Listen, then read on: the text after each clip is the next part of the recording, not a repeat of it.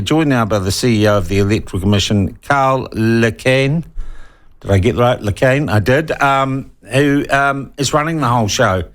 And we've had Karl on before, so I welcome him back. Karl, nice to be talking again. How are you? Busy? Yeah, we've got a fair amount on, Sean, that's for sure. Yeah, look, I just want a couple of changes. You're going to be putting polling booths in some retail space this year?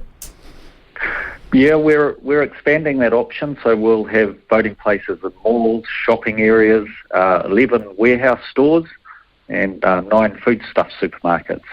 Foodstuff. Okay, now are they paying you? Because will that draw customers into the stores having a? No, they're not paying us. Did you approach them or did they approach you? We approached them. We actually tried this back in 2017, and we couldn't really do it in 2020 because the spaces were too small. So and we're COVID just and everything. Expanding it out. Yeah, because of COVID. But we're expanding it out this year just to see how it works, and we may use more of those sort of venues in the future if it goes really well. Okay, but we'd never get to the time of having the McDonald's voting booth or having branding on the voting booths? Oh, I don't think there would be enough room in venues like that, really. We need some good space. All right. Okay, but I guess that is saying let's take democracy to where people are in their everyday lives. And you know, the problem we've got in New Zealand, I guess voting is not compulsory here. You can't be fined like you can in Australia. But we do want to have high turnouts because it, I guess, improves the integrity of the system and acceptance of the system. Karl, should they know by now whether or not they're registered? Where should individuals be in terms of their knowledge of how and when to vote and that they are on the roll for voting? So you can go online to vote.nz and check your enrolment details. So we encourage everyone to do that. You can still enrol or update your details.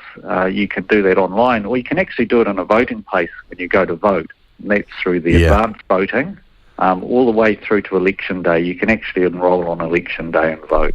It'll be a special vote, though. Right. How is recruitment going for workers on and around election day?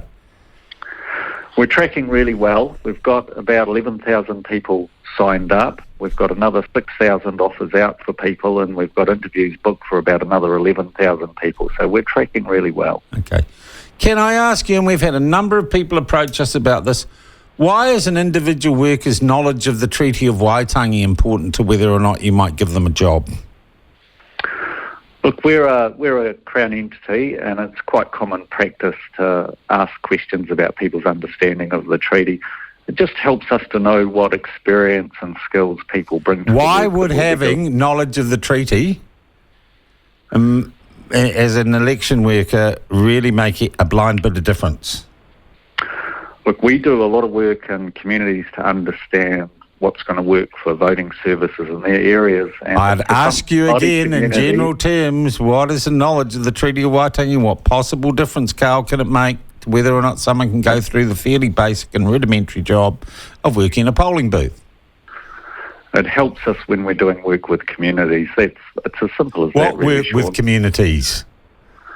We talk with communities around where are good places to locate voting places. Okay, why does a knowledge of the Treaty of Waitangi make any difference to being able to have a conversation like that? Because it's really important to some communities. So, which ones? Could you name one? We work with a whole range of Māori communities. Are there communities that say, unless you understand the Treaty of Waitangi or have an understanding of it, I won't have a conversation with you?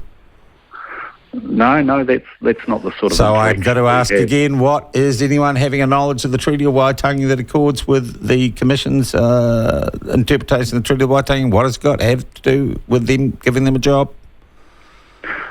Well, as I outlined, it just helps us work out how people can work with communities, what knowledge base they bring. It's as simple as that, really. Well, that sounds... I'm sorry, Karl, that sounds like a load of poppycock. Or hoo-ha. Well, okay, sure.